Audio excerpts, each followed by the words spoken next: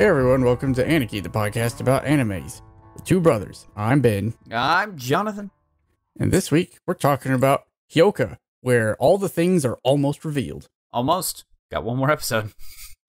Why don't you catch us up on where we are in the old mystery this time? Well, let's see. The cultural festival is going on. Things around the cultural festival are getting quote-unquote lost.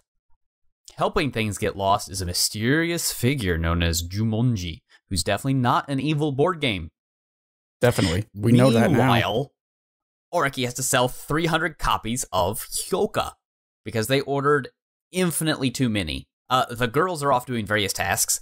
It is Chitanda's job to go jimmy up as much support for their little annual thing she possibly can. Meanwhile, Ibara is in Dramanga Club, where all sorts of horrible things are besetting her. She's trying to find a manga that was released last year at the Bunkasai called A Corpse by Evening. Meanwhile, Satoshi is trying to enter everything and now is determined to capture the mysterious thief known as Jumonji, but standing in his way are a bunch of ne'er-do-wells like Hikaru no Go and a guy from Seal. Oh yeah, he does make an appearance this episode, doesn't he? Well, we open this episode with a look upon the side of the school and all the banners that the clubs have put out on the side, and behold, there's a corpse by evening. Mystery solved. Let's go home. You mean the little ghost, the little Yurei there on the side? Yeah, there's a little ghost with his tongue sticking out. Well, he's not a corpse anymore. He's just a ghost. Looking coy over to the side. He's like, do what you must. I've already won. He's a ghost by morning, not a corpse by evening. I'm sure he was there last night. So we open, and Satoshi is up to something because he's looking at the notice board. His newspaper boo has put up a new audition already, and he goes inside, and what does he find there? He finds every junior detective that's come out of the word works to catch the Jumonji thief. Hikaru no Go is there, his Raiburu.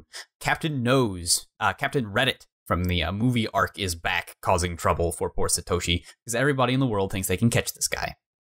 Because remember, if we recall, he is going in alphabetical order through the clubs. So next on their list, I guess, is Global Action Club. I think that's what they call it. So all of the detectives in the school, all 5 of them, I guess, have shown up to Global Action Club. Most notably, not among them is Oreki, because he doesn't care. He's not a detective. No. He's just a guy who just wants to sit around and do nothing. Yeah. And what's so wrong with that? What is so wrong with that? I do like here that Satoshi is putting up a nice front of being cheerful with all these other detectives. Yeah. But he is not happy. He's like, really?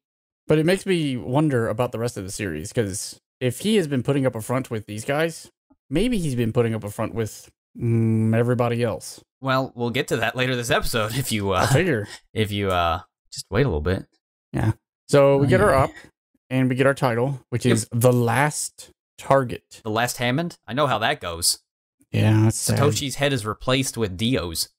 Are you saying that Satoshi's going to reach way down in the bottom of the barrel? Yeah, get he that might. Last bit of detectiveness. Just that last bit.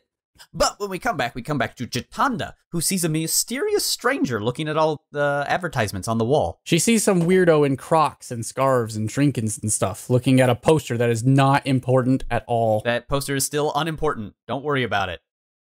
Yep. And as she walks past Chitanda, going the other way, time slows down as the space around this omniscient being wraps and pulls everything into her terrifying grasp. You mean pulls Chitanda's eyes right to that butt? Yes, that is exactly what happens. Chitanda's into it. Well, she thinks she's seen something like that before. That butt? Yeah, she's seen that butt on Oreki. At least she had hoped to in those mixed baths. Oh, yeah. She missed out on that. Oh, yeah.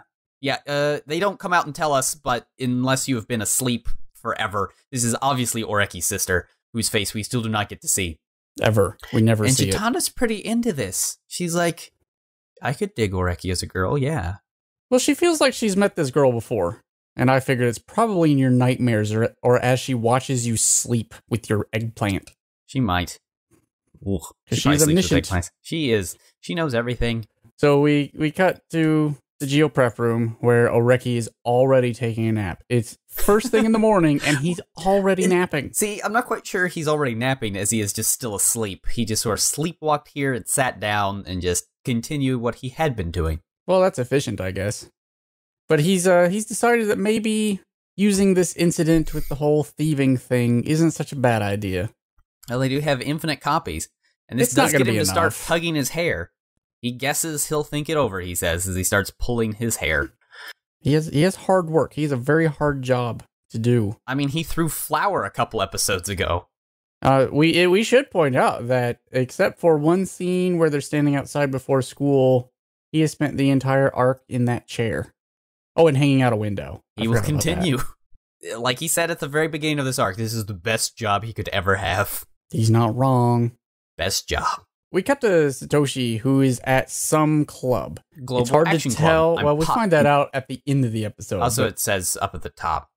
Up at the top, it says something about feeding the world or eating things of the world. Also, it's definitely Global Action Club because it would be it would be in katakana. So Ku? that's how we're getting the ko, because it's go Global. I get it. Oh, no. It is gu, because it's right here on the table. If you look at the table, it's right there. Global global acting? Yeah, because they skip over ku, which is the whole thing, but that's a voiced consonant. What's going on? Yeah, don't worry about it. Look, if Oreki's this bad at math, then Satoshi can be this bad at alphabets. Yeah, that's fine. Okay. It's perfectly reasonable.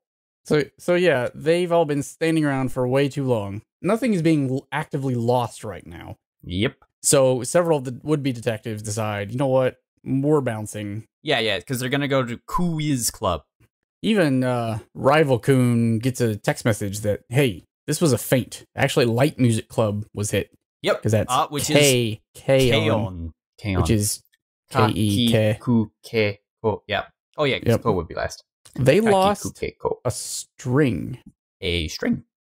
My first thought here was that it sounds more like they actually just really lost a string than it being lost.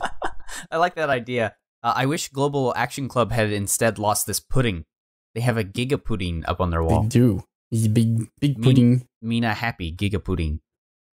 Keep that pudding in your pocket. Remember that pudding, because that's going to come back around. I'm sure. Well, not in this show, but in JoJo. Oh, yeah. Stay tuned to the end of the episode to hear more about puddings. Mina Kyo Party, Giga Pudding. Word is spreading, and Satoshi is extremely confused. And he just can't take it. I'm like, just stay the course, son. If you stay here, maybe something will happen. Nah, he's got that crippling self-doubt again, man. He does. That creeps up a lot this episode. He does. Poor him. He really wants to be important. He wants to be able to do something. Everybody else is doing stuff. What's Satoshi doing? He's just the database. Are they, though? Are they? Well, because Chichanda hasn't done anything. What has she done? She's about to do the most moe thing in the world. Well, yeah, but up until now, she hasn't done anything super useful. She's been running around. She's gotten Oreki out of his shell. Oh, I guess she did peel a daikon. She did peel a daikon. So yeah, we cut back to Oreki, who has new sales figures. Well, again, I have just in my notes, oh great, more Oreki math. Well, now we don't even get real numbers, and I'm going to sit here and count all those. You're not going to count all those hash marks? Yeah, because I was going to say it's going to be real easy. 40, they count by 5, 50, turns out.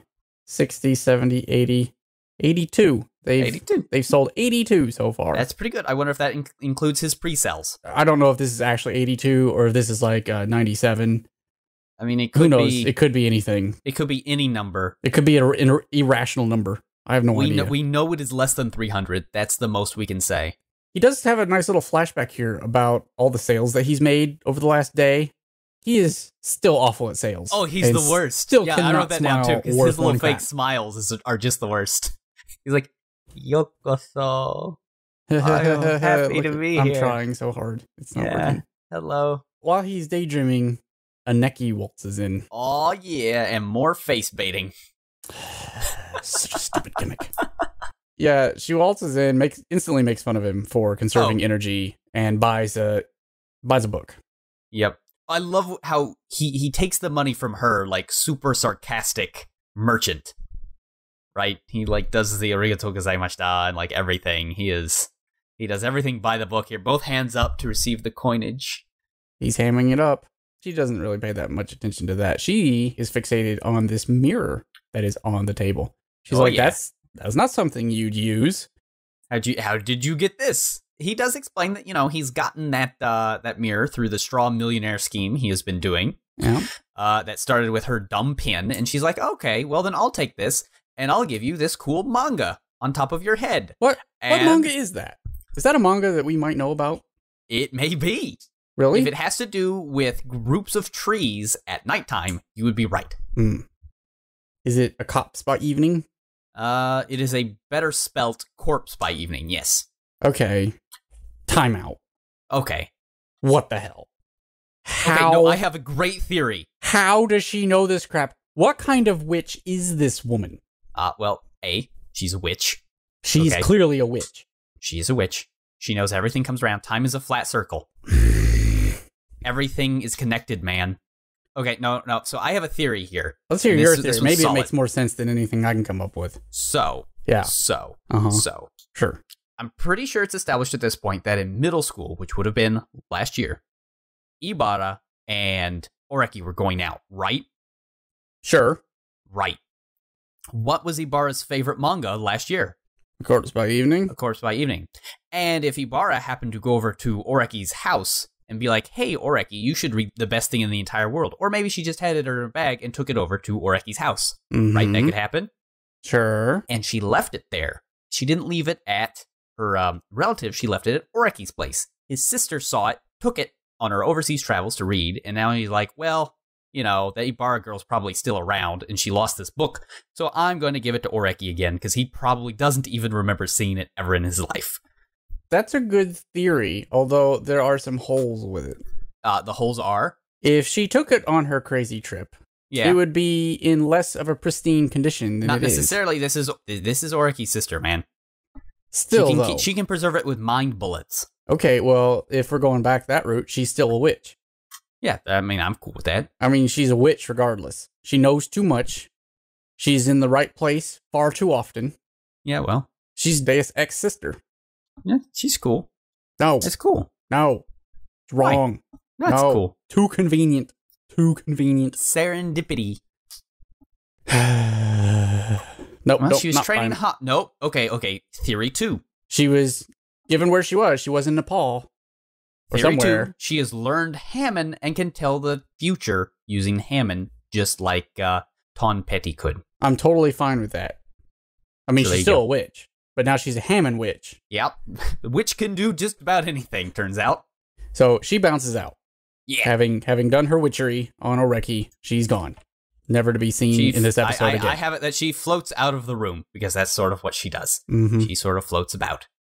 But now we learn a lot about the old Corpse by Evening, more than we ever learned from Ibara. Yep. This is where we start getting weird mystery stuff. This is where we bring it all together, man. Well, we find out that the author of Corpse by Evening is Anshinin Takuha. Now, we later find out that good old Oreki is still terrible at pronouncing kanji when it comes to names. He's the worst. We'll find that out here in a bit. And Satoshi and Ibara later point out that there are romanji next to Anshinin that correct tells him exactly how to.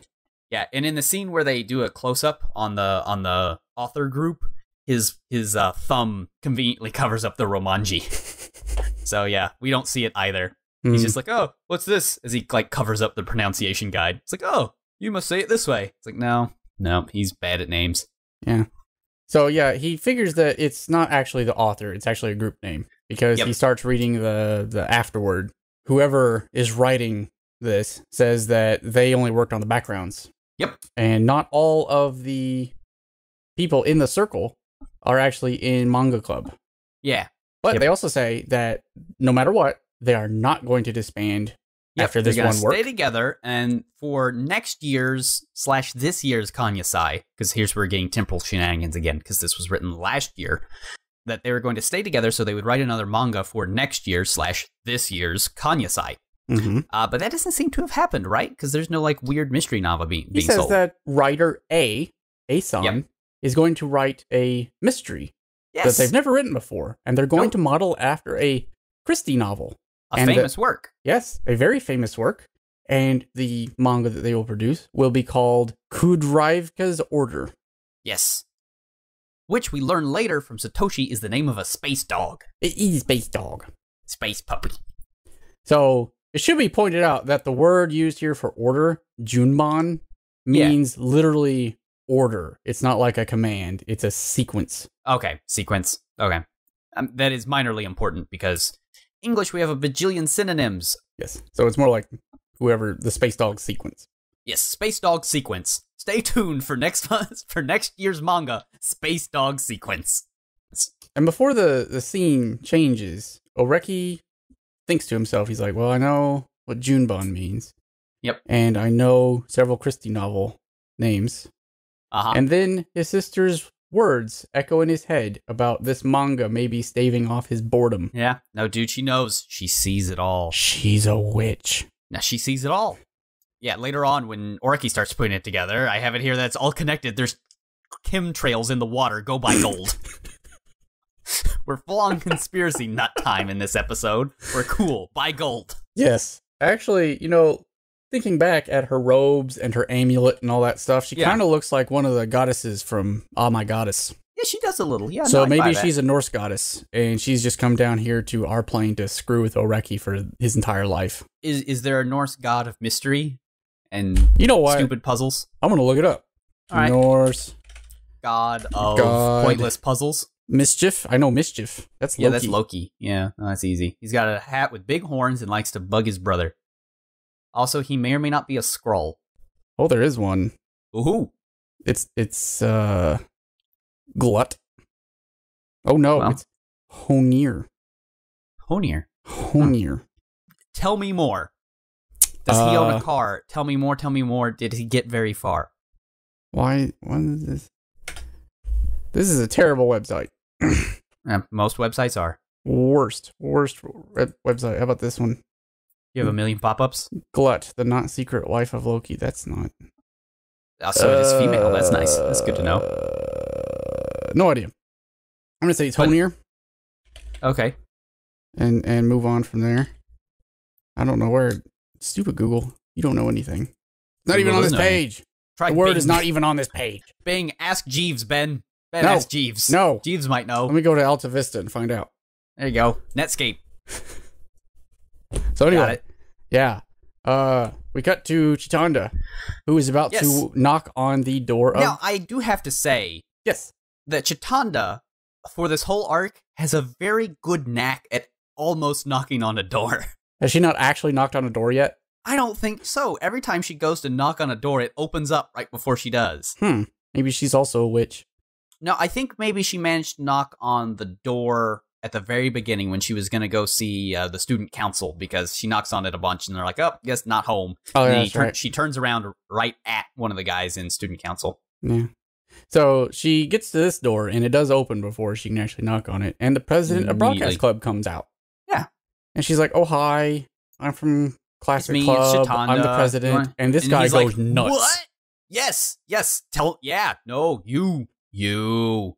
Lunch. We're doing a broadcast. You're going to be there because you are important, because Jumanji, etc., etc. And she's like, yes, please. Okay, so while he's saying this, he's wiggling his hands creepily, and his eyes are not quite in line with her face. You're right. That is a little weird. It's a little weird. Although, I made a note of that and then continued on with the scene, and that's just how he is. He wiggles a lot. He is an uncomfortable amount of wiggling. Look, this is a KyoAni show, right? Yes. Right. This episode has a large percentage of talking heads, right? So he needs to wiggle? They have an animation budget. They got to put it somewhere. But male wiggling? Surely they could have made the pudding wiggle. They could have made the pudding wiggle. Or the He's a hand talker. He's just a hand talker. You're cool. It's cool. So yeah, he wiggles a lot while telling her to come to the broadcast room at noon. And he might just be a fruit. Yeah, then he just sort of floats away. Yep. Wistfully. Bye. He reminds me a little bit of Jacoot from Forza. So Chitanda wanders back to the prep room, where Satoshi has already joined Oreki, and Oreki is way too busy reading A Corpse by Evening. He's absorbed in it. He's gone right through it. Satoshi is very depressed. Constantly. Poor guy. He's like, they skipped Ku and they went to Ke. Life is over. Nothing has any meaning. Right back to square one. Poor guy. And Chitanda's a little bummed out, too. They try to get Oraki's attention, but he's busy. Super not caring. Very busy. He's got to read a thing. And then, but right as we start thinking, oh, he's going to be engrossed in this the rest of the scene, he finishes with a sigh, and he says, this is really good. Pretty good. Gotta admit. Which is surprising. Yeah. He has opinions that aren't negative. Yeah. He's like, this is good. Chitanda, however, notices this book and is like, mind freaking blown. It's like, I've seen this art before. I've seen this art. I took a time out here and was like, okay, I think I get it now. The poster is the artist from this book, and the whole thing, this whole Jumanji thing, has been her writing her stupid story about a mystery. Maybe. Or something that's a good theory. Good theory. That's my theory. I have it 9 minutes into the episode. Okay, cool. We'll see how it tracks. Considering the pronoun you just used, you're going to be wrong on one of those accounts real quick. Yeah, well, he, she, whatever. Yeah. Either way, she is flipping her lid at this, and before we even get going, she Kini Narimasa's all over Oreki's face. And he is like, oh no. He even says internally, well, there it is. Shoot. Yes. I like this exchange, because she's like, okay, look, I know I've seen that art before. I know it's on the tip of my tongue. And he says out loud, well, swallow it back. Yeah, don't start. I don't want this. We got so many things. We've got our fingers in so many sinister soups. So we she do not have time. She lunges for the book, and Oreki, like a ninja, he's moves like, it out of her reach nope. over his head. He's like, no, you can't have this. Nope, no, nope. No, ma'am. But then, unfortunately, she is leaning down. And his eyes are at a nice drifting, level. And before anything worse happens...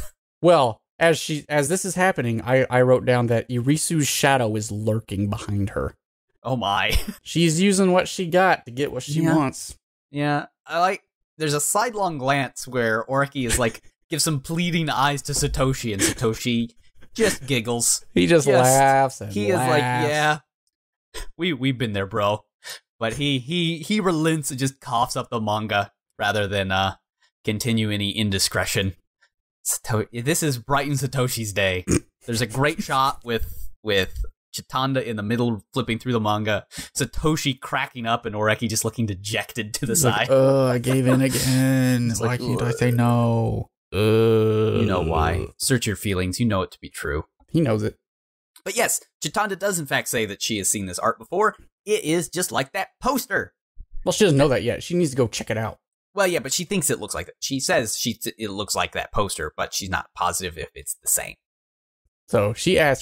She wants to go look into it, she says. Yeah. She's going to go solve a stupid mystery all on her own. Yep. She's like, can I borrow this? And then uses her eyes to get what she wants again. Yeah. Her special glowy eyes. Meanwhile, in Dramanga Club, the Vocaloids are still Vocaloids. Yeah, they're the only people who haven't changed outfits. Meanwhile, people are slightly bullying Ibara, who's a communist now, I should point out. She is Rainbow Parakeet, whoever that is. Yeah, I even looked it up. I'm like, oh, it's a manga. I don't understand the reference. No idea what it is? No. Oh, well, we'll not worry about it. She's not a parakeet, nor a rainbow. She's a communist. It's all right. One of the mean girls goes to drip a little bit of watercolor water on her poster, but then she gets knocked, and the entire bucket of watercolor water gets dumped all over Ibara. It's everywhere. You can feel right here. Oh, yeah. The plot thickens. She is frozen, and the rage inside her has matured, and she'll hatch as a phoenix from within her blackened soul. See, you would think that what we know of Ibara is this hothead that loves giving Satoshi and Oreki just the most crap in the world. Oh, yeah. But here at Manga Club, she is like, nope, not gonna. She's like, I'm just gonna walk over to Bucho and be like, walk it off. Can you handle the rest? And then she walks out. Because the whole club is waiting for an atom bomb to go off. She kills 0 people. She sets 0 fires, and no one was knifed. Yeah, I am greatly disappointed. The whole room.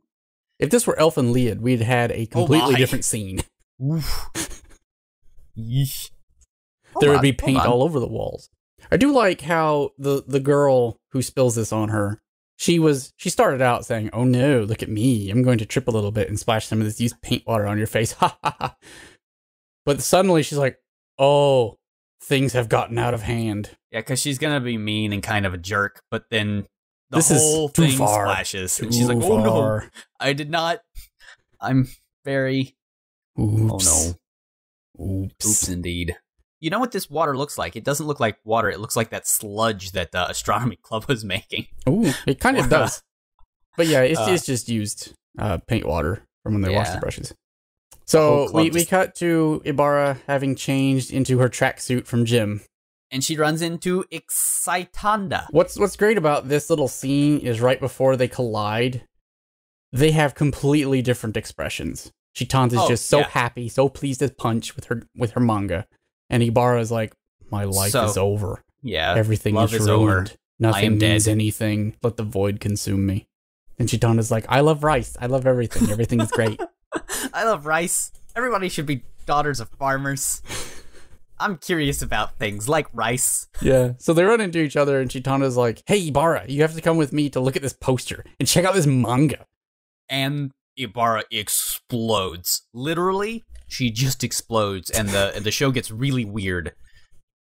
If you've ever seen Shinsekai Yori, people explode in that, and that's what she does. She just explodes. Boom. Yeah, she's like, done. How the hell do you have this? That's an excellent question. The ones the viewers are also asking themselves, because Oreki's sister's a wizard. Chitanda leans in and is like, Kiri narimasu. And she has the normal eyes, but they seem slightly more tinged with mania here. Yeah. They're like, super, holy crap, I have to go look at this poster that I've seen really before. Holy crap, I'm so curious. It's because this mystery is simple enough that she can do it on her own, so she gets super into it. Maybe that's it. But she does have a bit of a sparkle on it. Yeah. She is. Yeah. She is ready. Keep these eyes in your back pocket. We'll come back to those. Oh, yeah. Either way, Ibara's super excited because if she gets to meet the artist, she can ask the artist about the author and yada, yada, yada. Yay. So off they go to go check out a poster. Woo! Meanwhile, when light and dark are in balance. Who knows? Bad things happen, probably. The prophecy will be fulfilled. So we come back from our break. And guess the what? ears are the same. That poster. It's the same artist. Passes the ear check. Passed. Sure. Why not? I guess that's a way you can see if artists are the same, by checking out how they draw ears. Well, yeah. Sure. I thought it was how they draw horses, but this is fine too.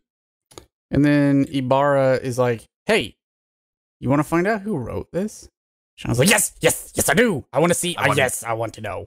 Have me learn things. So they go into the student council room and they're like, okay, so who drew this poster? Please tell us. Oh no, that's Ibara who knocks on this door, and she actually gets to knock on it. It doesn't get opened immediately. But it gets open. They ask Tanabe, who was the person they talked to last time, who did the poster. He's like, oh yeah, Kugeyama. That's right. The student council president and all-around hottie. Oh man. He is the mystery manga artist. Woohoo. Mm-hmm. Woohoo. Aha. Yeah.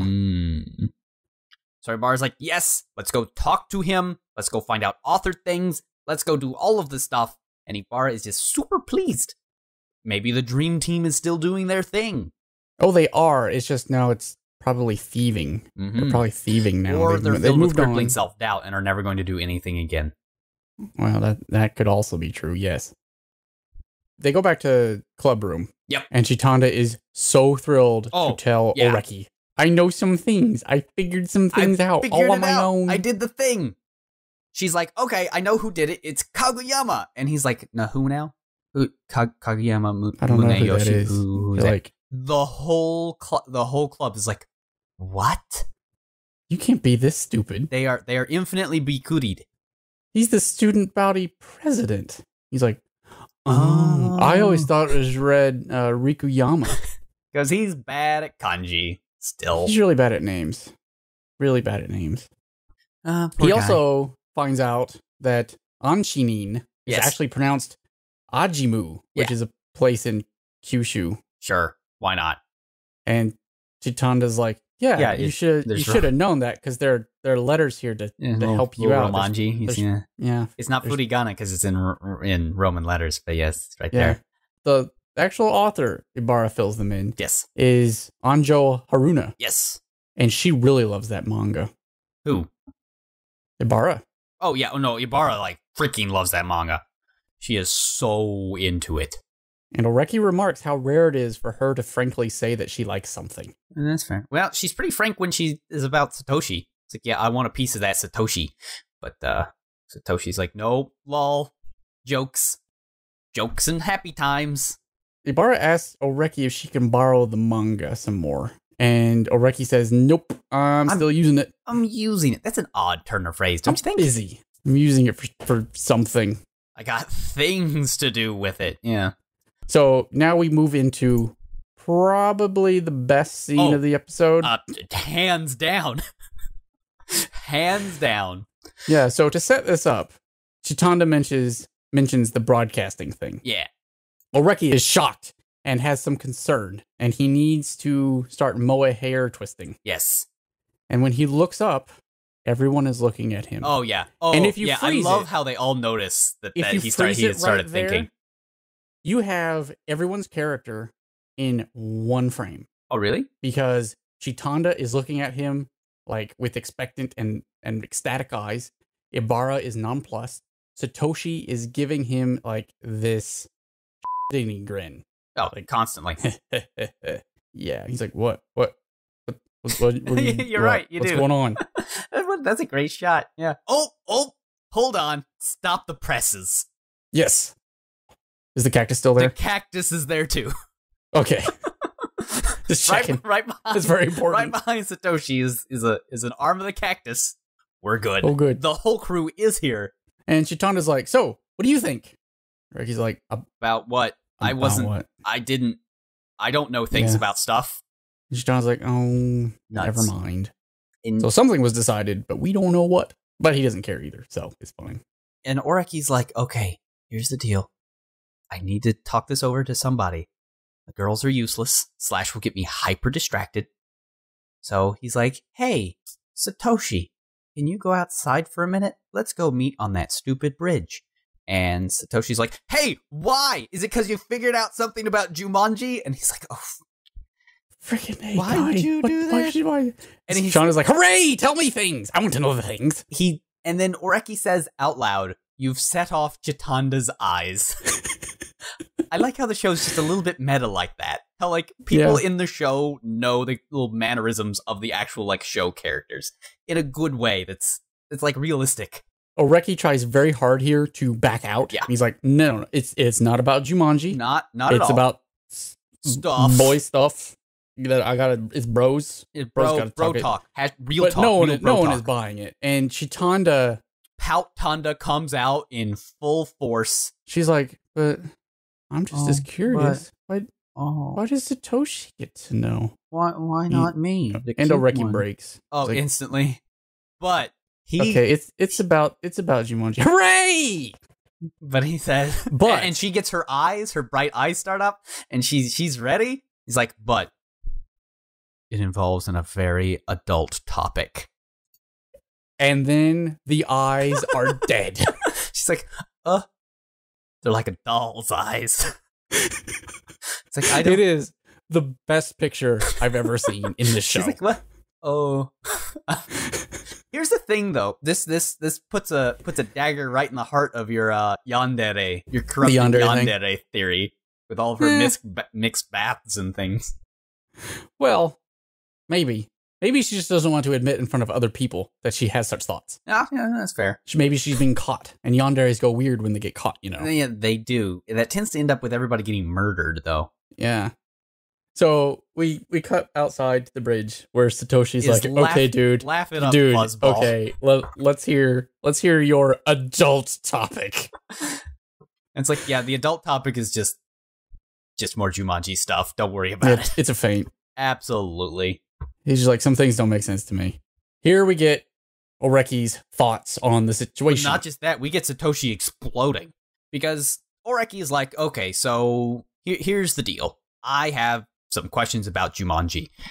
And Satoshi's like, seriously? Seriously, you got, like what? Like, you've already figured it out? There's, like, 1 million suspects. How in the world can you do this? It's like, are you, like, freaking kidding me? He's like, yeah, no, I figured it out. And he, like, goes ham on Oreki. He is so mad. It's like, how? How in the world would you know this if it's not some connection between all the clubs or it's some mistake that the thief has made? Because that means you figured out exactly who the person is without doing any... You sat in a chair, man. You sat in a chair? You did nothing? I went places. I did things. Why are you such an anime protagonist? Ugh. He's like, well, it's not that I know who it is exactly. Satoshi... He deflates a little bit, but he knows himself. He knows something has happened. Yeah. He's not the man he was 5 seconds ago. No. Then we get Oreki's list of questions that he has about we have 7 questions. 7 questions. Like 7 mysteries of many Japanese schools, we have 7 questions. His questions are as follows. Why in the world is Jumanji stealing these particular objects? The going theory had been is they also start the same kana as the club, but that's tenuous. Like, we're not positive that's true. He's like, is that even valid? Like, we're not sure. We already have to do a couple of little name tricks in order to make that line up. 2, why do they leave a card every time? Why does he leave a Hallmark greeting card?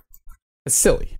That's strange. Obviously, he wants this stuff to be noticed. Why is that? 3, he uses the word lost. Not taken, not stolen, lost. And unless he's a real big fan of shows about people who are dead the whole time, that doesn't make any sense. 4, why does he leave the brochure too? Because there's always a brochure that accompanies this card. Open to the list of clubs, the club listings. 5 is, of course, why were certain clubs chosen? Because there's like gardening club and cooking club when there's other clubs that start with those same kana, especially cooking club. Because it's technically... it starts with an O. Yeah, Orori. Yeah. Orori. But no one ever says that part. Yeah, well, people say it, but they usually, you ignore the O in front of it. So, but they didn't. That's a little weird. So, that's strange, too. 6, why skip Ku? He skipped Ku. Went to K. He skipped Global Act Club, and that was the only... Although, again, voiced consonants, but who cares? Yeah, well, whatever, yeah. It works! Well, and Quiz, there was Quiz Club. Yeah, but that already happened. Yeah, that was the thing. That was the other thing. Yeah. So that's strange. And then 7. What does this all have to do with a corpse by evening? Dun dun dun. And this is where we have, it's all connected. There's chemtrails in the water. Go buy gold. So they start wondering and postulating at each other. So if you were going to turn something into Kujavka's order, would it be... What Christie's mystery would you do? Yeah, which one? I mean, surely it would be the ABC murders, right?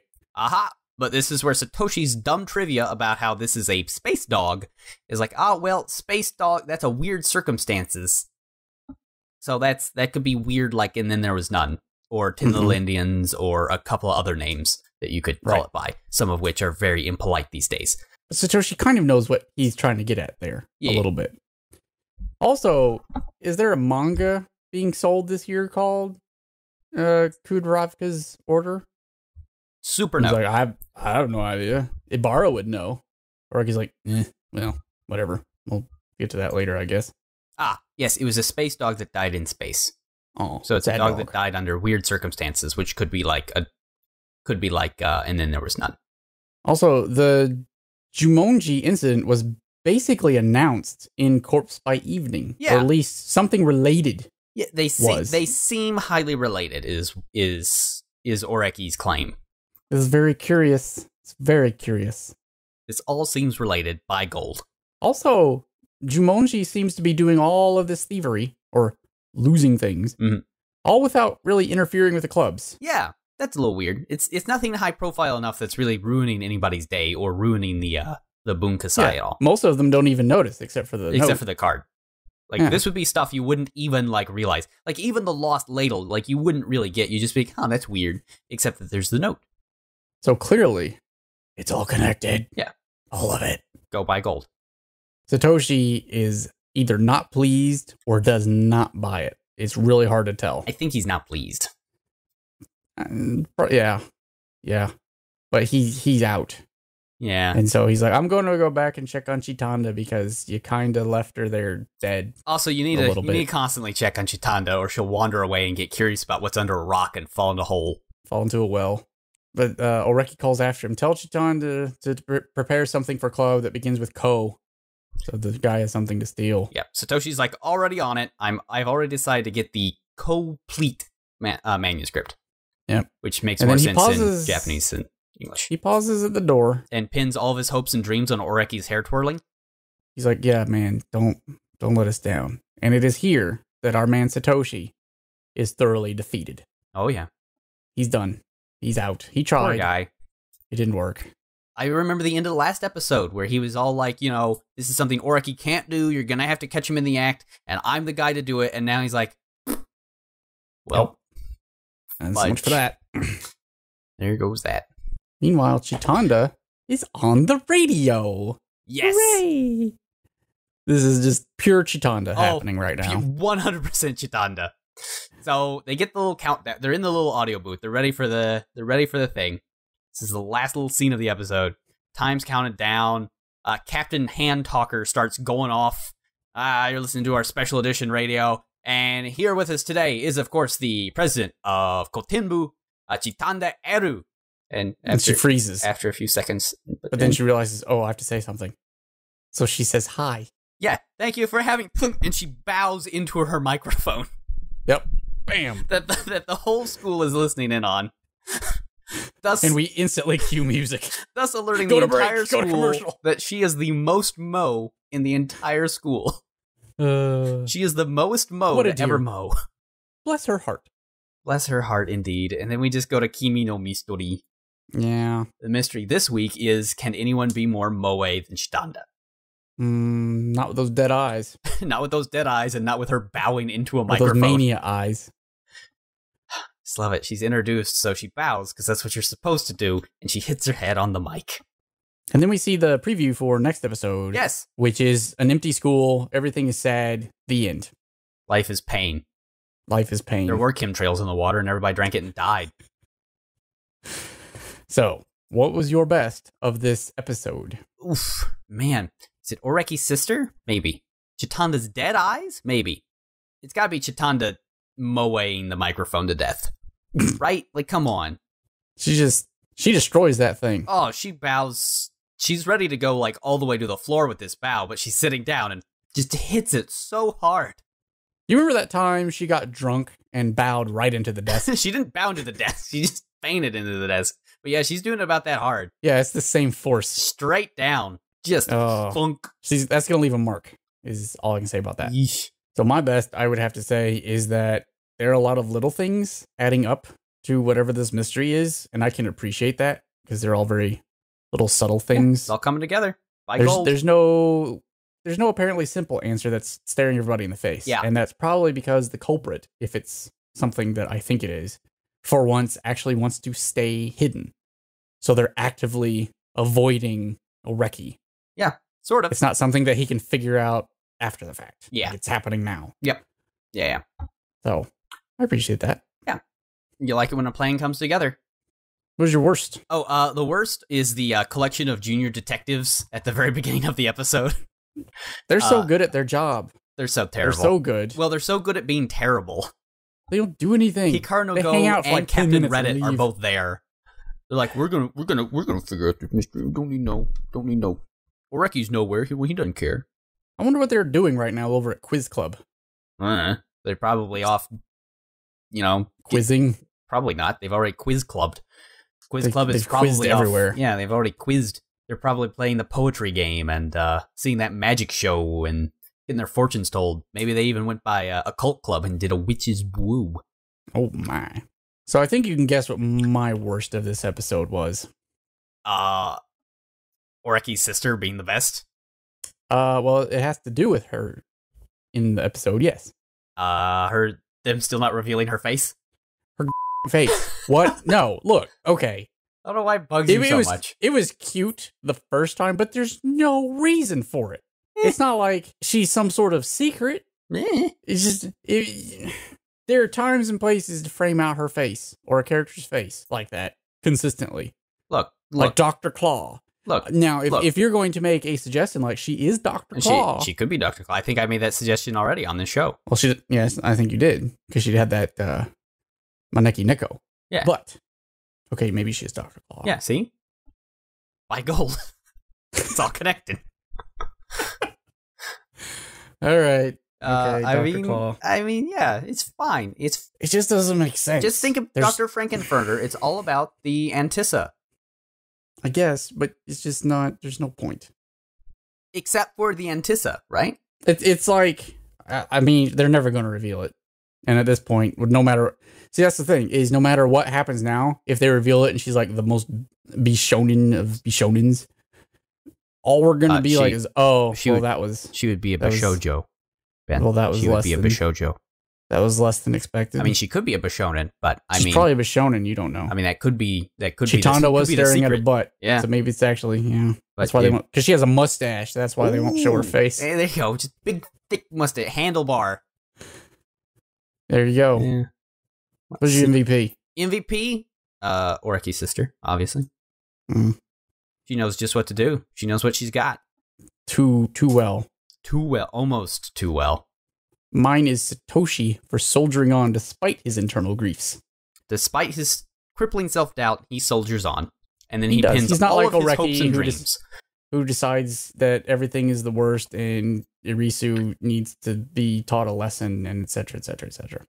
He's just like, well, I guess I'm done. I'm out. I know what I'm invested. He is bowed out. So there you go. Next time, we might actually get a conclusion to this mystery. Maybe. Or not. Probably not. They can't stretch it out anymore, could they? I don't think so, right? I'd hope not. I mean, they've already stretched it out a little bit, because I was looking at this particular episode, and as the timer ticked down towards the end of the episode, I'm like, they still got time to reveal that. No, they're talking. They're not gonna reveal it. Oh, because they could have. Yeah, I know it's all real clever. They do like a whole bunch of real clever stuff. So, well, good. As long as it's clever. It is. It's good. They make a big show of it.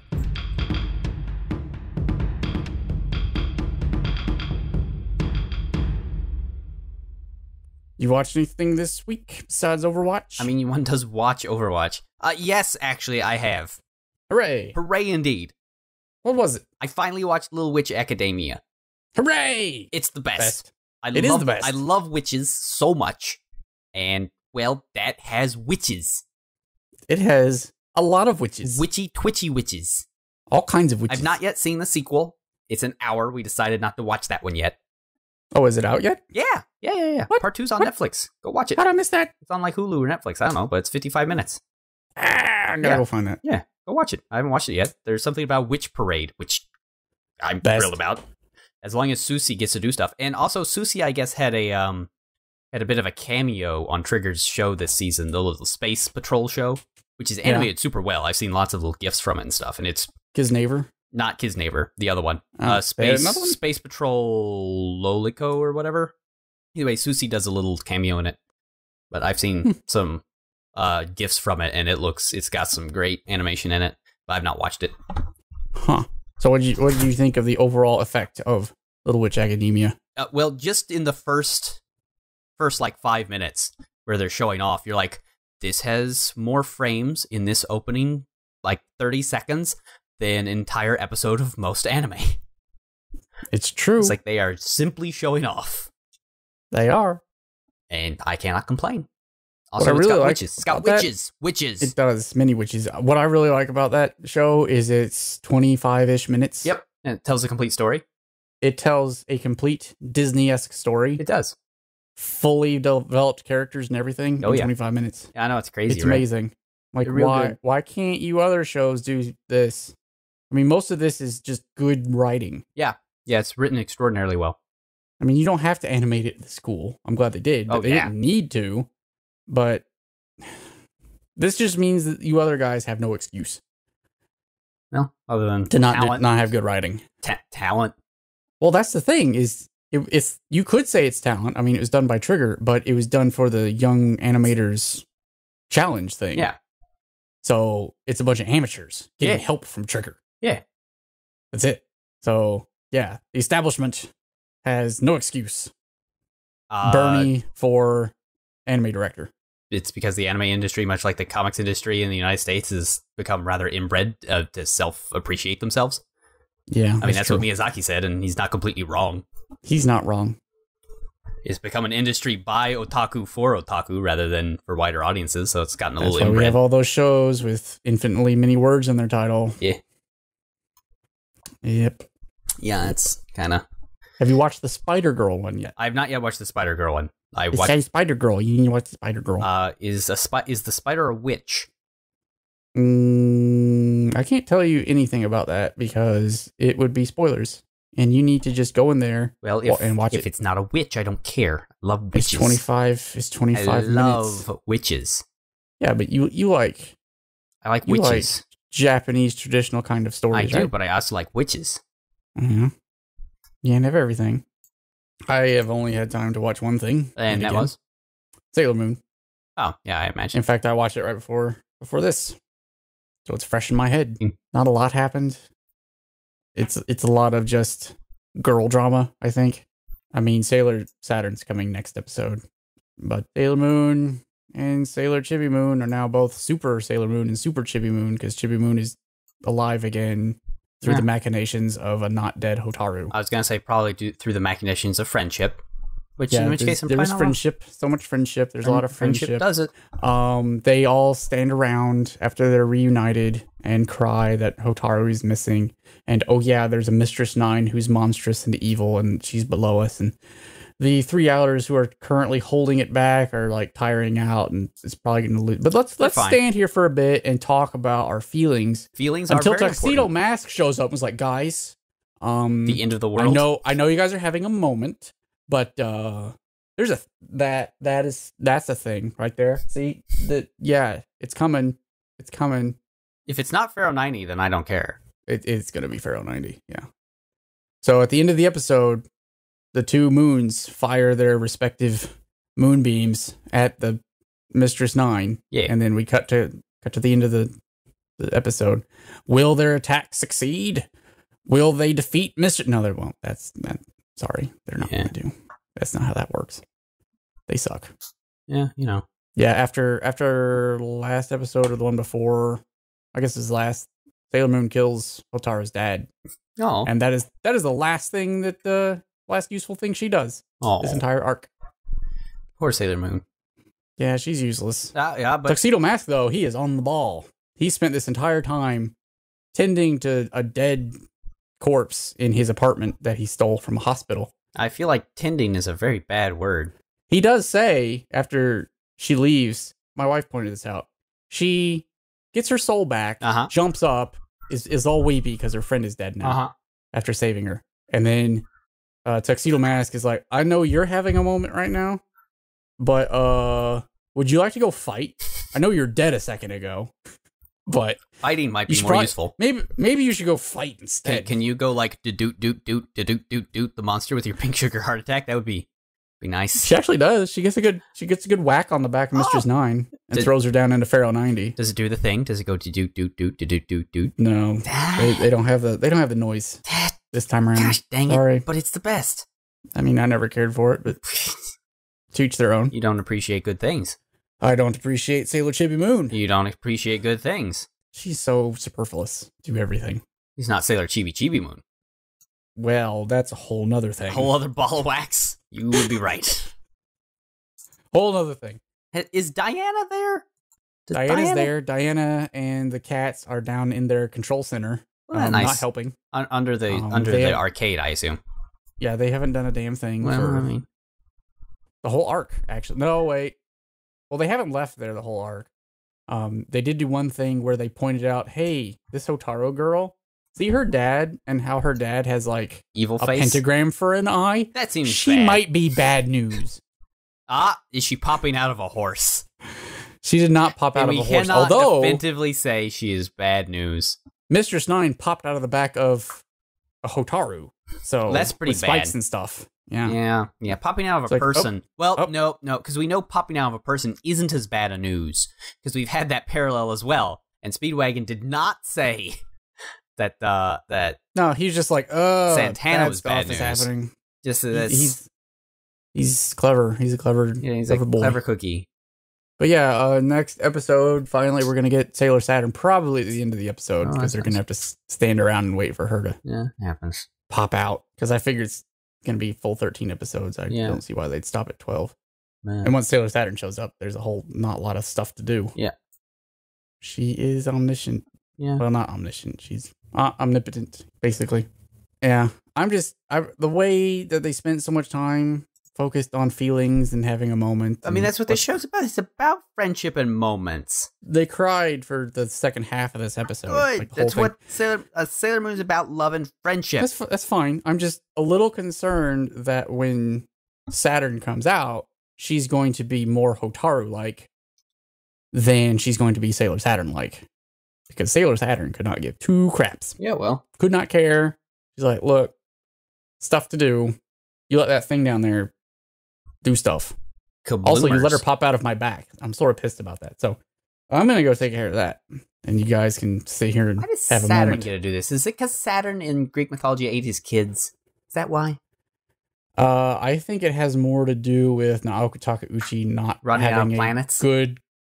She doesn't have a good grasp on stuff. I think it's because Saturn ate all of his kids. I don't think she researched it very much. She ate all her kids. Because, well, the original run only had the first 4 and Sailor Moon. Yeah. And she sort of ad hoc'd the rest on as an afterthought. So, ate his kids. I'm going with that. I'm going to stick with it. Okay, that's fine. I mean, Saturn did eat his kids. Bad news. He did. I watched the pilot of the new Voltron. Oh. Have you heard about this? Voltron? Yeah. Oh. So they've decided to reboot Voltron for the umpteenth billionth time here in the States. Oh, good. So it is an American original. It is funded by DreamWorks, and it's by the animation team that did Korra. Huh. Yeah. Pretty good. Not bad. That's surprising, actually. That's pretty cool. It does have a humorous bent. Some of the jokes fall a little flat for me. It's definitely for a bit of a younger demographic, but it's pretty good. The driving ethos of the show is to make a Voltron show that's not like a remake of Voltron, but a remake of how we think Voltron went. It's basically. So they are getting really deep in the nostalgia stuff. Yeah, like it's pretty cool. It's pretty cool. The little mice are even back. But yeah, it's supposed to be like it's evoke the feelings of how cool you thought Voltron was at the time. It's like if there was a Thundercats reboot where they actually fought anybody, or a Ninja Turtles reboot that's as cool as we remember it being, or Ghostbusters the animated series. Well, Ghostbusters the animated series I think stands on better legs than Ninja Turtles does. Maybe. I don't know. I don't remember. I watched. Well, they Ninja also Turtles, had Lorenzo Music in that, so he makes everything better. Or what else? Or Utena. Somebody do Utena in a way that makes Utena the way a lot of people think they remember Utena instead of the way Utena actually is, which is a well-directed piece of garbage. Yeah, I think it's just Tumblr. It's well-directed. It is well-directed. It is also a flaming pile of garbage, yes. It is a hot mess. There are individual episodes that are brilliant, but it is a hot mess. I thankfully never actually watched all of Utena. You should, just to see that, these people that go on and on about how great it is, they're not right. No, all the way through college. They're not correct. I would see clips and things, mostly comparing how if Evangelion was all about phallic symbols, then Utena was all about the opposite of that. I mean, and maybe, but Okay, but one is symbolism and the other one is, hey, look, I'm Georgia O'Keeffe. This is subtle. Look how subtle I am, guys. Yeah, no, the thing is the show's not even that blunt sometimes until the very end. But yeah, like it's not. The best arc is like the Black Rose arc, I think, if I recall correctly. I mean, it's well directed, wonderfully directed and animated. Oh, and we do have Ultimate Destiny Apocalypse, Zettai Ume Moku Shirok, and that's worth everything. By the way, one more thing. Penguin Drum? What? No, not Penguin Drum. Oh. I was reminded of this last night because I saw a trailer that started out just being, okay, this is weird Japan stuff. Okay. It's a naked 3D lady. What's going on? We get this. Now there's a tentacle. I don't know. What am I looking at? It's only a minute long. Maybe I should soldier on. What's going on? Oh, it's Berserk, the video game. Oh yeah, there's a new Berserk. That's true. And there's And a then new I Berserk remembered, anime oh, yeah. and a new Berserk video game coming out. That is true. There's a Berserk anime coming out at the end of this cour. So Yeah. in just a couple weeks. Yeah. I'm actually very excited about that. Yeah, a lot of people are. It's by a strong team, they say. So I would like a version that is concise and doesn't suck. I remember playing the. I remember watching my good friend Neff play the Dreamcast Berserk game with the Mandrakes. Huh. It was a good game. As long as they're not on a boat for 13 episodes, I'll be fine. Yeah. Well, you do what you can. They'll just get on a boat and the series will end. And then we'll get back to it 8 years later.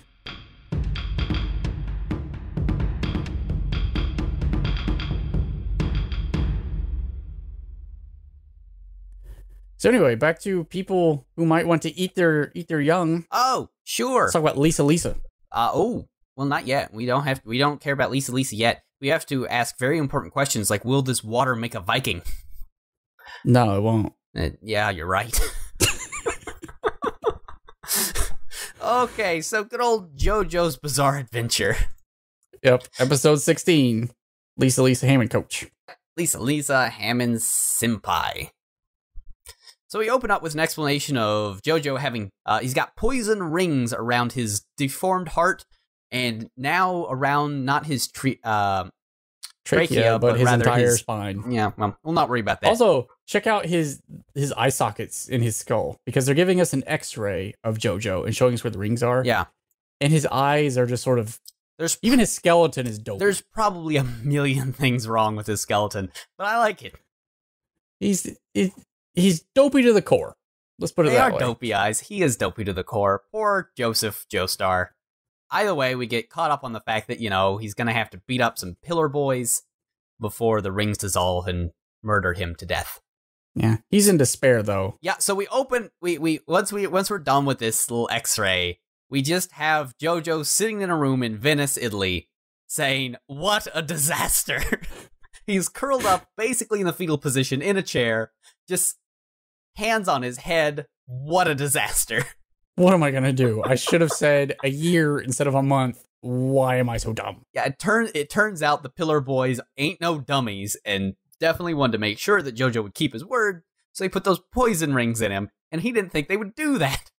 Well, I mean, to be honest, I didn't think they would do that either. Well, I mean, they ain't no dummies. They have ways to make sure people keep their word. He should be thankful that one of them didn't, crawl up his sphincter and live in his colon for that month to make sure he doesn't get up to any shenanigans. That's a good point. So, I mean... I think these guys are a little above that. You would think, but you never know. I mean, they always Japanese get their way in the jokes end. are pretty weird. So Zappelli says... I hope none of them make an ass of themselves. No. Zappelli says... No. Zappelli says... You don't think they could take being the butt of a couple jokes? I'm gonna have to cut you off there. Why? Cut you off. That's about all I've got anyway. No. Oh. Why, are you going to pass a rectorindum for me to stop these? That was a good one. You have to admit. Rectorindum is pretty good. It's like a referendum, but for a butt. Oh, dear. Okay. Get it? Okay. Pulling back. It's time for not being goofs. so anal about these things. It's not time for goofs. Because Pelly says, you need JoJo to at least learn how to do this. Yeah. And he flips the glass over, and the water doesn't fall out. That is true. Oh. And he tosses it to JoJo. He's like, oh, it's a Hammond trick. I get it. This will be so... And he spills it everywhere. It explodes everywhere. It's all over him. Remember Ibarra from before? All over. Yeah. He has to put on a tracksuit. Yeah, it's buddy. terrible. Everything's ruined. Forever. It turns out JoJo's Hammond, much like his manners, is completely unrefined. Yes. He's like, okay, our Hammond strength is about equal, but you always release your Hammond as a burst from your palm. I do it with my finger. It's a weird phrase. It's gotten real weird real quick. Yeah, why would he say that? That's weird. But he says, using one point makes a vibrating skin that holds... This is just getting worse. I don't like this. Tell me about it, yeah. Real weird. Okay, so let's put that aside. He says, you see, it's like a squirt gun with a smaller hole that shoots far... No, this is even worse. What's going on? It's real bad. Long story short, it's better to release Hammond from a single point rather than a wide area, is what we're getting at here. But some of the imagery we are using is a little naughty.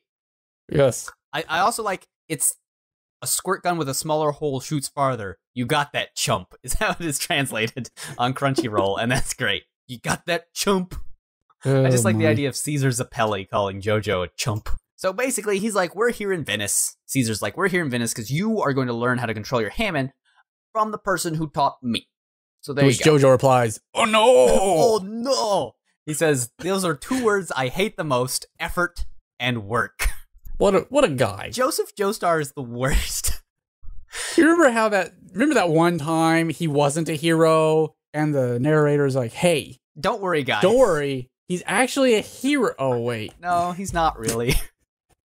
He's so a terrible bad. hero. There's a reason why in the next generation, he's a grumpy old man who's really bad at everything he does. And has a robot hand. That's not surprising. Not surprising. All right, so they are whisked away to the hyperbolic time chamber while we get the opening. So we cut back, and JoJo's like, okay, we're walking around Venice. It's cool and all, but why would a Hammond coach be in a tourist town? And Zappelli's like, well, you'll see. Don't worry about it. Well, let's catch a ride in this gondola to go to Air Supplement Island, and we'll see what's up. Yeah. He's like, hey, silly top hat guy. What I love can I get a thing? Now, Ben, I Yes. know that we are spoiled because we've seen the rest of the episode, but No, I knew it was a lady. Yeah, seriously. No, it's a lady from the start because slender neck, you can obviously slender waist, tell. hair is clearly up in the hat. Even the mask that she is wearing has feminine features. Yeah, there's no doubting. And our Playboy Zappelli, of all people, should not be fooled. Yeah. Now, also, does he actually use a masculine word here, or is that a translator goof? I think he says, what is this guy's deal? Okay, well. But that's JoJo saying. Yeah, but do we use a masculine here? It's hard to tell because he's using the very masculine way of speaking. Yeah, and everything goes crazy. It's everywhere. Who knows? Yeah. It's very Osaka-ish. I can't deal with that. That's fair. Whether or not he knows that this gondolier is female is pretty obvious to us. Either way, she tosses her oar into the water, then stands on it because, spoilers, this is Super Lisa. Like, come on. And JoJo's like, hey, that's weird. What's up with this? This is crazy. What's going on with this? This is weird. And then she kicks the oar into the air and then kicks it into his face. Just full on. Yeah, this is how she introduces herself to JoJo. Yeah, JoJo then temporarily gets to become Jesus, which is nice for him because he uses his Hammond to stand on the water a little bit. Not super well, but, it's there. And then 2 seconds later, we are revealed that the person in the mask is Lisa. He's a chick. Yeah, it's Super Lisa. Spoilers. And the narrator tells us some things. He's like, this is Lisa. No one knows her real name. No one knows her history. And no one knows how she learned Hammond. Yep. So don't ask. Yeah, truly, Lisa is Kimi no Mistori. Yeah, we don't know because we didn't really think about it. Don't but worry. We needed a hot chick, and now you got one. So now you got Lisa. Stop complaining. And she is cold. She's the best. She is cold. Yeah, she is the best, but she cold. Yeah, you remember how the original Zappelli was all like helpful and stuff? She is and not nice. She's the opposite of that. Yeah. She cold. So JoJo's like, okay, you hit me with an oar in the face. Now, he does get teleported back on land for this. Well, they swap back and forth. It's weird. He's like, I'm going to pay you back. I don't care if you're a girl or not. Yeah, I'm going to go punch you. And this is a theme that runs throughout the entire episode. Yeah, that he doesn't care that she's a girl, but then he does. But Lisa then does something incredibly dumb. She uses her Hammond energy to make pillars of water on either side of her oar, turning her oar into a high bar, does some sweet flips, and then gives JoJo a Bane mask. You mean a muzzle? A Bane mask. Put a muzzle on him. It's a Bane mask. Oh, wait, no. We're corrected here. It's actually a breathing correction mask. Yes. If he doesn't get the right rhythm of his breathing, it will suffocate him. Yeah, it's really dumb, but sure, why not? She will take it off for meals and toothbrushing. This is what I love here. That's nice. This is really great. It's not that she'll take it off to eat. Like, that's perfectly reasonable, sure. It's the fact that she's also like, oh, and for proper dental hygiene. Yes. It's very important that you brush your Because teeth. she's now their mother. Yeah, basically. yeah, you're not wrong.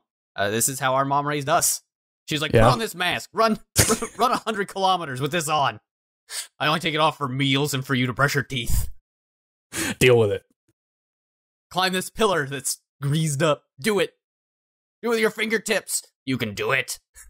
So Lisa is like, okay, look, I'm not doing any of this training for you so that you can survive your encounter with the glorious Mins. Yes, she does not I'm care. doing it to train my own warriors and to gain an army to fight our enemies. Yeah. And JoJo's like, you're a witch. Like, yeah. what? Yeah, okay. What? That's what you're doing. You guys are doing the same thing. Why is she a witch? The way I have it here is, I'm not going to train you so you don't die. I'm going to train you so you can murder my enemies. That's essentially what she said, yes. So, to himself, JoJo remarks that he respects Lisa's talent. Yeah. But he'd never marry a girl like that. Never. I bet he marries a girl like that. But okay, she is cute. Yep. But stone cold B&a-half. Mm-hmm. She cold. Zabelli says out loud that he also respects her. And he thinks of her as his mother. Yeah. That's despite why how much of a playboy he is. That's why nobody else is going to smack talk or disrespect Lisa, because she's too amazing. No. So they go to the island. Meanwhile, Speedwagon is letting Smokey and Granny JoJo know what's what, but doesn't tell them about the poison ring because otherwise JoJo would show up from nowhere and beat him up. And then we cut right back to the basically it's just a quick little check-in scene to be like, yeah, other people are doing stuff. Speedwagon's fine. Smokey is still a character. We do let everyone know. Hasn't died yet. Nope. So everybody's fine. Everything's good. We're cool. We're cool. Anyway, back at Hammond Summer Camp, they get introduced to the Hellclimb Pillar, which is going to be what we're doing for the rest of the episode. Zappelli's like, whoa, time out. Are we starting with this thing? I haven't even done this thing. And it kills trainees. What are you doing? It kills people. And Lisa's explanation is not exactly satisfactory to me. Their explanation is jump them into a pit and make them do it. She's like, okay, look, if you can't do this, you have no right to be here. Which is fair. Okay. But if you're going to start out boxing, if you think you're going to go into boxing, you don't go up to Mike Tyson and be like, I want to fight you right now to decide if I like this boxing thing or not. Look, I had a friend who was in Boy Scouts, and I'm 90% sure to even join Boy Scouts, they dump you off in the woods and see if you can survive for a month before they teach you anything. I'm pretty sure you have to kill a bear with your own hands. You were going to say bear with your bare hands, but then you decided that was too weird. So you almost said it. Decided against it. I don't know why. Killing bears with bare hands sounds great. It's to rip off the bear's hands and then beat him with it. That's the only way to earn your crossing the street badge. Yeah. Right there. So the doors open to this magnificent pillar, and she kicks them into a void. Down and down into the water below. It's not water. Oh, it's not water. It's oil. It's oil. A lot of oil. There's a lot of oil. Well, you gotta grease them up. They're like there's bodybuilders. An uncomfortable amount of oil, and it's very clear. It's clear oil. Yeah, it's probably mineral. So I'm gonna say it's natural mineral oil. I like that explanation because there's a lot of sparks that happen and not a lot of explosions that happen. Yeah. So let's go with mineral oil. Yeah, so it's a mineral oil. That's what we're going to go with. So basically, our boys are going to have to climb a 24-meter tall pillar covered in oil, only using their hands. Though we're going to see here later on in the episode the rules get stretched. They're a little fidgy. Either way, if they can't get out, they're going to starve to death at the bottom of this pit. So that's nice. Have fun. Much time passes. Yeah. As will happen many times. But much time passes, and Zappelli can only get a little bit of the way up. But he's not bad. He recognizes, though, that if he falls off, since this is so exerting on him, that if he falls off, he'll have no energy left. Even once. If he falls off, he's basically dead. You basically have one shot at this. And then that's it. JoJo can't even get on the thing. No, he's terrible. Zappelli wants to help him. Like, he looks back and starts he even tries to talk, him, but he almost messes with his breathing, and well... Yeah, and then bad stuff. JoJo starts hating the player and the game. Yes. He's like, okay, look, guys. I have always been nice to girls. Always. Questionable. But I am going to get up there and torture her. Oh, yeah. Jeez. He is so motivated by just being like, okay, I'm going to show her what's what when we're done with this. Of course, later we're going to find out what his definition of torture her is, and, well... It's not the best. Not the best. So, we do have to briefly describe what our good friend Joseph Joestar is wearing, okay? Go ahead. So, he is wearing a super tight tank top where we see all of his pecs, all of his abs and everything. And over it, he's wearing like a little coat, like a little cardigan. It's a tiny cutoff. Yeah, it cuts off like right below the pecs. Like it covers just you a got some little underpeck, just a little bit. It's like a girl's sweater that just is just there around the bust and then just stops. Well, Jojo, having enough of this and after throwing a tantrum, rips off that teeny tiny shirt, and he then weaves that little shirt so it will go all the way around the circumference of this pillar, so he can do the Mulan trick to go up this tower, right? Yeah. I have a rope on both Basically sides. how people go up telephone poles. Now, hold on. How big around would you say is this pillar? Oh, quite a ways. Quite a ways. Like, if you were to outstretch your hands, even if Jojo were to outstretch his arms, he would probably have to go around it, 10 times, right? Yeah, it's probably a good 10, 12 feet in diameter at least. How teeny tiny was his teeny tiny shirt? Very. It's basically... It was polka dot bikini sized, okay? It's slightly more armor than a female character in WoW would have at the top level. Sure, yeah. Slightly more, not a whole lot. Yeah. But yeah, that now apparently stretches many... Goes all the way around this pillar. And not only does it go around, but it's thick enough to hold his weight. Yeah, after being twisted several times. Maybe it's made of beetle stomachs. It could be. You never know. Oh. So he fashions this rope. Yeah. He's gonna shimmy up the column. Yeah. But Lisa is ready at the top with knives. She's like, nope. She's like, no cheating. Just throw that. The pillar loves only Hammond. That's what she says. She cold. She throws one of her little knives and cuts this thing in half. To which I think Jojo should just rip it in half again and make another rope. And if it gets cut again, just do it again and again and again. It's never ending. And then by that process, he could build up enough that he could just build a pile and walk out on it. Yeah. So Jojo tries a desperation move. He's like, "Oh, Sensei, I'm so sorry. I didn't mean anything by the things that you clearly overheard me saying about torture and stuff." Yeah. Just could you at least give me some reassurance that you're not gonna really leave me down here to die on my first day, right? Like, that would be ridiculous. That'd be mean. You wouldn't do that. Yeah. Good old Jojo, would you? Like, this is Joseph Joestar talking about. My name's in the title. Like, you wouldn't. And she gives him a look. Oh, she's so cold. She cold. I'm surprised he didn't drop dead right there. Yeah, he should have been frozen. Just actually, they should just use her look on the Pillarman. Oh, they might be like, stop. "Oh, sorry, I am so. I'm just gonna go back to the pillar. We're just gonna go right back in this pillar thing. Sorry about that. What's your lifespan again? We'll wait that long. Okay, cool. Bye."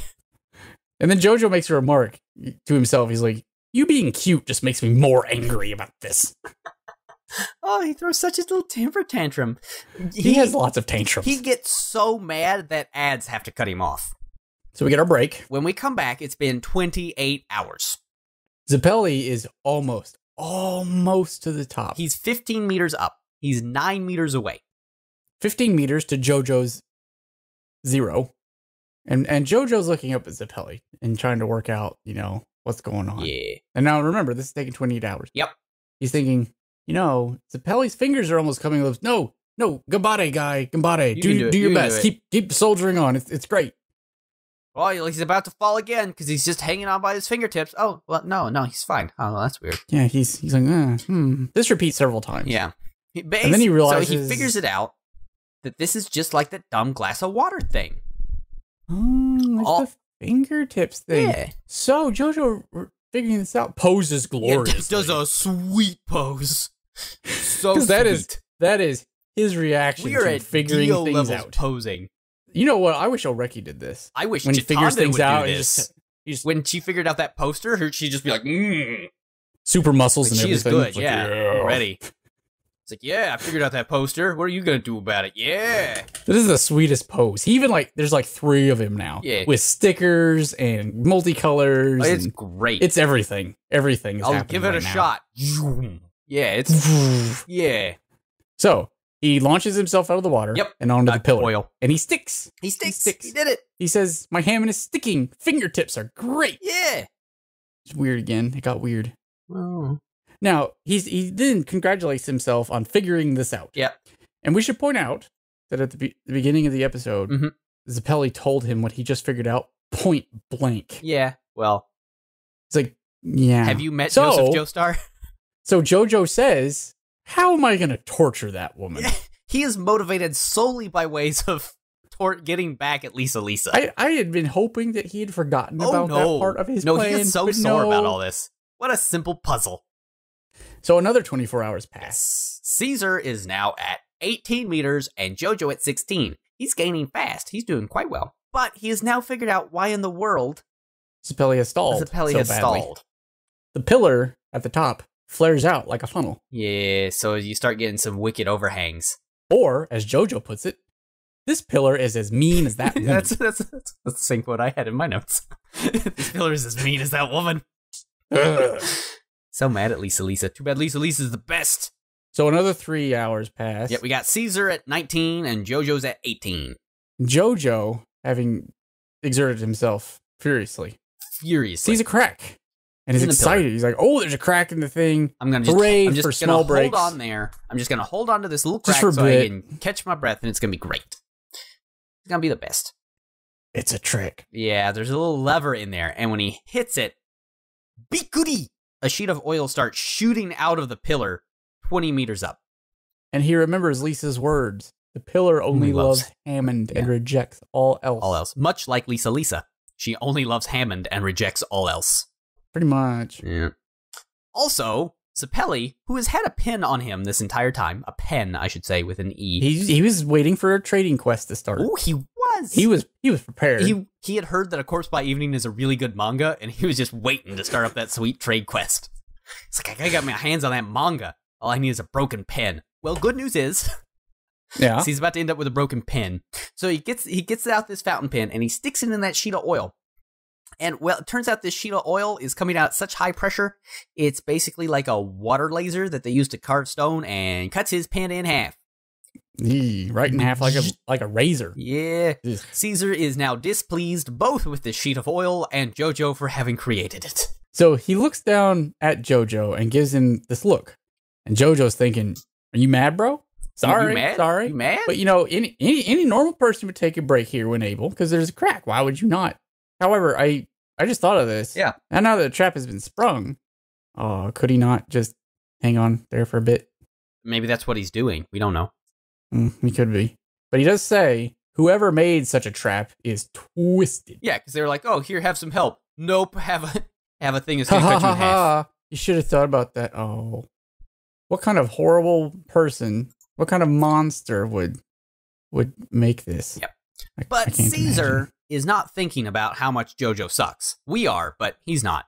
He's pitying Jojo. He's super worried about Jojo because Caesar's like, I know how to deal with this sheet of oil, but I don't think Jojo ever could. Yep. And then Caesar breaks the rules. All the rules. Like every rule that we've learned about Hammond this episode, like the fingertip thing and the hands only thing. Yeah, well, we break. Well, no. If you look at him, so what he's doing, he's gonna stand up on the pillar with his feet. If you notice, his feet are a little raised. He might just be using his toesy woesies. I don't think he's just using his toesy woesies. I think he's just using his toesy woesies. I believe he's also using his heels. No, I don't think so.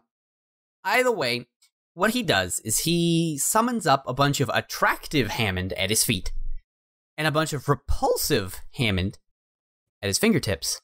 This is a thing now.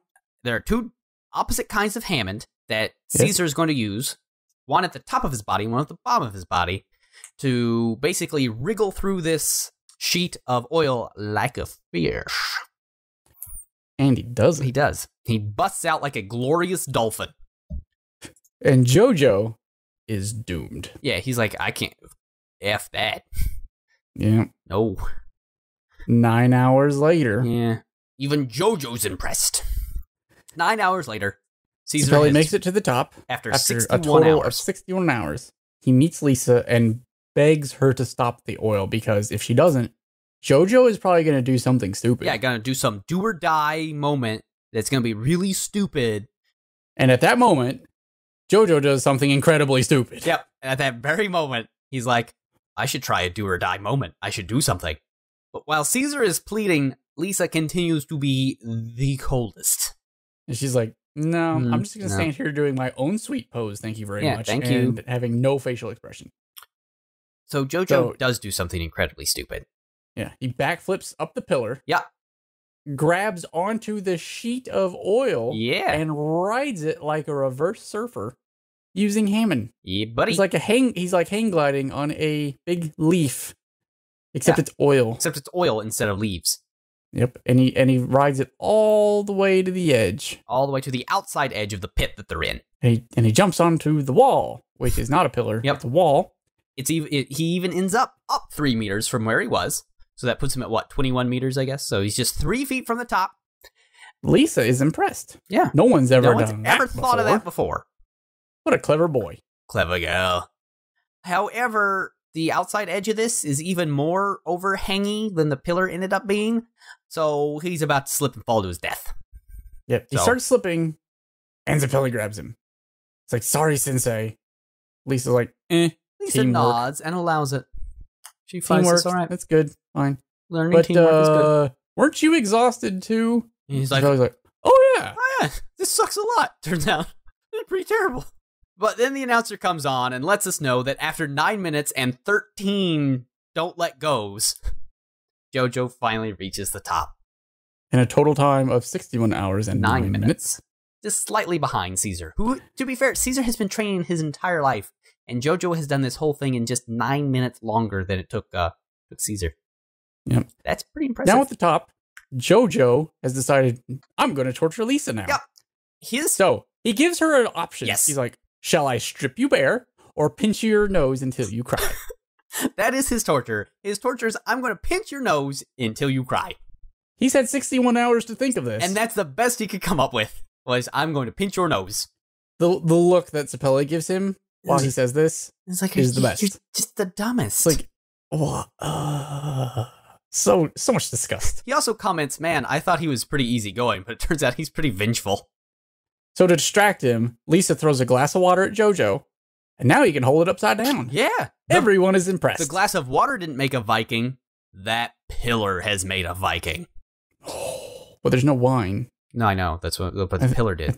Pillar did. Oh, I Pillar see. made the... Is he? You know, they are in Venice, and there is no wine. It's a little weird. JoJo starts begging for more training. Yeah, and then... This chick is awesome. And Caesar's like, lol, he's easygoing after all. I like Lisa's thing. She's like, okay, fine. I'm going to train you. I'm going to impress you all the way to the ground. Yeah. Then someone comes up behind JoJo and fingers his water. Yep, and turns the water into pudding.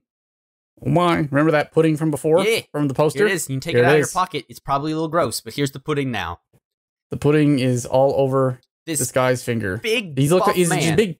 It's like a Turk. He's got the fez and the everything. He has stuck his finger into the water and breaks the glass, but the whole like cylinder of water stays on his finger. And Caesar comments, "It's like pudding." It is like pudding. Pudding. Lisa introduces them as Messina and Loggins. Yeah, it's Messina and Loggins, which is a group. Loggins and Messina. Yes. This is Loggins of Kenny Loggins of the Danger Zone fame. Oh, good. So we are officially in the Danger Zone. Like that. So I don't know which one it is, but one of them is like, hey, guys, see this pudding I have in my fingers made of water? You guys want to know how to do this? And they're like, yeah. Show me. We'll come closer and I'll show you. It's like, ha, boom, water everywhere. Such goofs. Yeah, it's okay. So many goofs. It's okay, because they are going to pump them up. Into real men. Yeah, into real men, they say. Such real men. Yeah. And then we get a training montage at the very end of an episode. 2 roundabout. Odd place for it. Pretty cool. There it is. Calendar pages go by. They're doing all sorts of weird training. They also make mention that if JoJo inhales for 10 minutes and then exhales for 10 minutes, the mask will fall off. I thought to myself, or if he wanted to brush his teeth, I guess. Just tell Lisa that he has to brush his teeth continuously. I'm trying to do a whitening thing, so if you could just keep it off, that would be nice. Yeah. And then we get a really weird to be continued. Like, it takes up the entire screen. Yeah. We don't get the stereotypical roundabout and to be continued. It's a giant one. Big one. Yeah, so what are they stay on pillars, they do laps. What else do they do here? They got to do the inhale, exhale exercise, I guess. They got to be underwater. That's an exercise, I suppose. That's a thing. Why not? What else they got? They got a sound effect. Yep. Yeah, and we just have 7. That's about Basically, we go forward until just 7 days are left before the rings dissolve and JoJo dies forever. So the main takeaway from this episode is skipping time. A lot of time skipping. Training montage, hyperbolic time chamber. Lisa is awesome, but stone cold. So what was your best? Lisa being stone cold Steve Austin. I like that too. I had specifically her cold, unforgiving eyes. Yeah, buddy. Because last episode was all about eyes in Hyoka being crazy and curious and dead. Yeah. And this one is all about eyes, which are stone JoJo's crazy cold. eyes and the death glare. What was your worst? Worst. I don't really think I have one. Well, maybe the fact that we disguise Lisa in a really bad disguise for about 5 seconds before we reveal that's Lisa. Even though you clearly know. No, it's gonna be Lisa. Come on. It has to be. Even if you didn't see the preview last episode. The title gives it away. Yeah. This mysterious stranger in a mask is Lisa. Come on. My worst was the whole episode is just one single training montage. I mean, we have a big one, and then we have one at the end. That's cool, though. I like it. I mean, we get cool moments, but we spent 3/4 of the episode climbing up one pillar with a lot of time jumps. Let's show how hard they worked. They worked real hard. Who's your MVP? MVP, I mean, I guess it really should be Lisa, right? It has to be Lisa. No, She's the best. I'm going to go with Loggins for singing the Danger Zone. There you go. They are in the danger zone. Danger Zone. They will be next episode where it's the deeper plan and the PBs show up. Those are the Pillar Boys. I do like the preview for next episode because at the very end, one of the Pillar Men is just crying. AC/DC is just tears. Crying in a super blubbery I have fashion. no idea what that's about, but I can't wait to see it. Hey everyone, thanks for listening. If you have comments or questions about Hyoka, JoJo, or just want our inane take on anything anime related, you can get in touch with us on Facebook or Twitter at Aniki Podcast. Also, make sure to check out the show notes for bonus content and links to stuff we talked about this time. So, thanks for listening, and see you next time on Aniki.